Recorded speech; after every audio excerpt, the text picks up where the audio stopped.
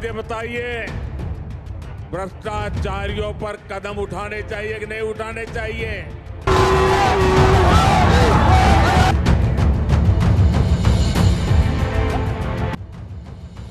जब खुद पर भरोसा होता है तो गारंटी पूरी करना सरकार की पहचान बन जाती है।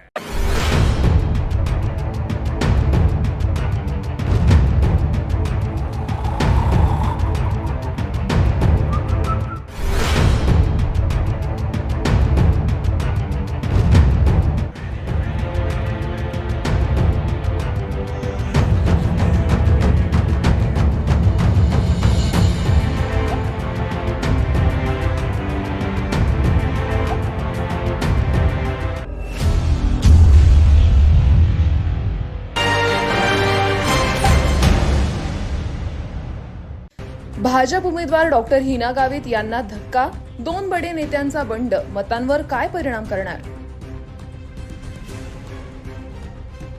नंदुरबार लोकसभा निवडणुकीच्या पार्श्वभूमीवर मंत्री डॉक्टर विजयकुमार गावित यांचे खंदे समर्थक माजी जिल्हा परिषद उपाध्यक्ष जयपाल सिंह रावल आणि अभिजित पाटील यांच्या बंडाने भाजपची चिंता वाढली आहे। नंदुरबार लोकसभा मतदारसंघाच्या निवडणुकीच्या अधिसूचना जारी झाल्यानंतर राज्याचे आदिवासी विकास मंत्री डॉक्टर विजयकुमार गावित यांना मोठा धक्का बसलाय।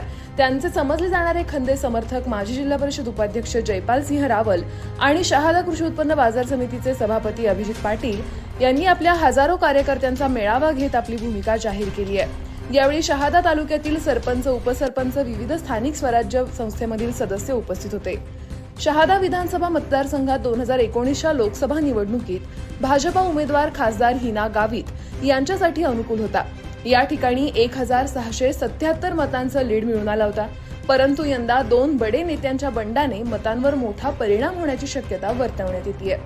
नंदुरबार लोकसभा मतदारसंघामध्ये भाजप उमेदवाराच्या विरोधात अनेक नेत्यांनी बंड केल्याचं बोललं जात आहे। काहींचे खुले राजकीय डावपेच आहेत, तर काहींचे गुपित राजकीय डावपेच सुरू आहेत। यावर आदिवासी विकास मंत्री डॉक्टर विजयकुमार गावित काय राजकीय खेळी करतील याकडे आता सर्वांचं लक्ष लागून आहे। नंतर मांडली तुम्ही आम्हाला दुसरा आदेश दिला असता तर कदाचित मी खाली बसून गेलो असतो, कारण तो मनाविरुद्धचा निर्णय होता। पण तुम्ही जो आदेश दिला काँग्रेसला मदत करण्यासाठीचा, म्हणून मी माझ्या भावना थोड्या मोकळ्या केल्या आणि ही परिस्थिती आपल्या सर्वांना खरं म्हणजे येत्या काळामध्ये दाखवायची आहे। आता आम्ही पण उद्यापासून कामाला लागू आणि आम्ही लढतो। तर त्यांना माहिती आहे, डॉक्टर गावितांना माहिती आहे, जिल्ह्यातला एकच माणूस 4 वाजेपर्यंत जातो तो मुन्ना राऊळ आहे। त्यांनी मला निवडणुकीच्या काळामध्ये कधी फोन केला तर 4 वाजेपर्यंत जागी सापडणारा, 5 वाजेपर्यंत जागी सापडणारा फक्त मीच होतो। त्यांना माहिती मी कसं काम करतो। म्हणून तुम्ही आम्हाला आदेश दिला, परंतु मग आम्ही तुमच्या गावामध्ये येऊ तेव्हा लपायचं नाही, मग कारण आम्ही तुमच्या निर्णयामुळे पुढे आलेलो आहोत। तुम्ही सांगितलं त्याच्यामुळे आलेलो आहे। त्या वनिताताईंनी सांगितलं धनशक्ती, कारण तुमच्याच गावाच्या विकास कामामधनं पैसे गोळा झालेले आणि ते पैसे गोळा करण्यासाठी सामान्य कार्यकर्त्याला, सामान्य मतदाराला विकत घेण्यासाठी ते प्रयत्न होते। परंतु तुम्ही काय कांदे, बटाटे, टमाटे नाहीये, आम्हाला माहिती आहे। कारण मी या नंदुरबार या शहादा तालुक्यातल्या 3 मतदारसंघातून निवडून आलेलो आहे, ते बी वेगवेगळे, तोरखेडा, वडाळी, तोरखेडा, ब्राह्मणपुरी आणि सुलतानपूरमध्ये। माझ्या विरुद्ध अनेक वेळा आदिवासी भागामध्ये पैशाचा जास्त वापर केला गेला, परंतु मला माहिती आहे लोक किती इमानदार आहेत, पैशासमोर झुकत नाही लोक, आणि म्हणून त्याचं पण जिल्ह्यातील मंत्री विजयकुमार गावित आणि परिवाराच्या एकाधिकारशाहीला कंटाळून हा निर्णय घेतला असल्याचा दोघे दिग्गज नेत्यांनी सांगितलंय। या राजकीय घडामोडीनंतर जिल्ह्यातील राजकारणात अनेक मोठ्या राजकीय घडामोडी घडणार आहेत असा अंदाज राजकीय जाणकारांनी व्यक्त केलाय।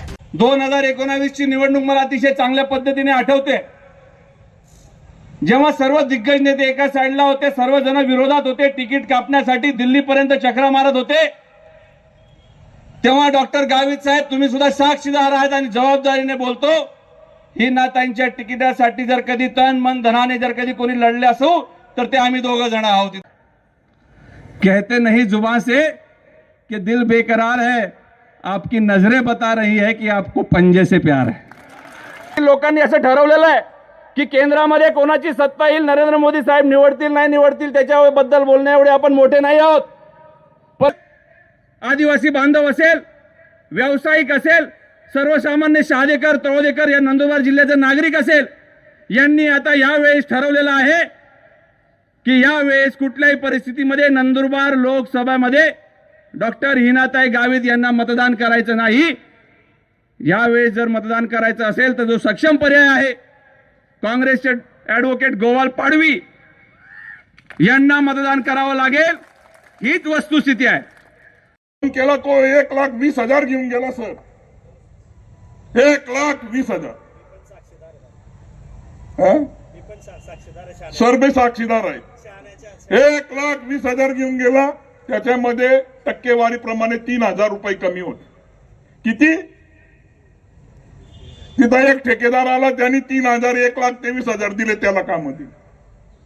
ही सरपंचांची आजची परिस्थिती आहे. हा सरपंचांचा सन्मान आहे.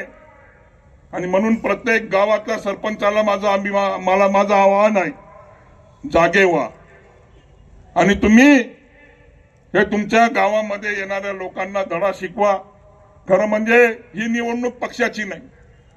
ही निवडणूक मी तर सांगेल की या जिल्ह्यामधला कार्यकर्ता जर जिवंत ठेवायचा असेल, ठेकेदारी नष्ट करायची असेल तर आपल्या गावागावातील कार्यकर्त्याला जागं व्हावं लागेल. कार्यकर्त्याला मानताट करून उभं राहावं लागेल. गावामध्ये घुसण्यापासून यांना बंदी करावी लागेल. तेव्हा तुमची ताकद दिसेल, गावातल्या कार्यकर्त्याला मान मिळेल. नाही तर पुढच्या वेळेस हे असेच ठेकेदार तुम्हाला लाथा मारतील, कारण तुमचे मत विकत भेटतील म्हणून त्यांना माहिती आहे. परंतु तुम्हाला जर तुम्ही एक सन्मान तुमचा सरपंचाचा लोकप्रतिनिधीचा ठेवायचा असेल, तुम्हाला जर कार्यकर्ता जीवन ठेवायचं असेल तर ही कार्यकर्त्याची लढाई. नाही तर पुढे काय आहे, कार्यकर्त्याला कोणी विचारणार नाही, सरपंचाला कोणी पाणी पाजणार नाही.